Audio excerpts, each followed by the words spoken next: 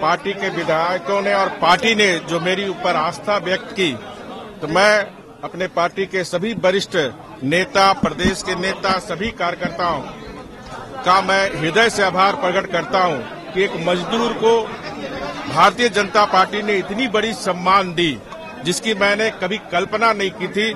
The first non-tribal Chief Minister of Jharkhand, Raghubar Das, is a veteran of the JP movement of the early 1970s. He quit his studies in 1974 to answer the call of total revolution by Jai Prakash Narayan.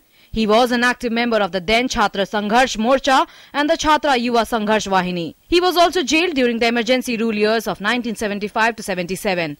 Coming out of jail, he studied for a law degree. In 1980, he joined the BJP and since he has risen through its ranks, working his way from the block level to a district head and an MLA in 1995. He contested from the Jamshedpur East constituency in 1995. He retained the seat in the assembly elections in 2000 and was Labour Minister in the first government of the new Jharkhand state led by Babulal Marandi. His organizational capabilities made him the BJP state chief in 2004.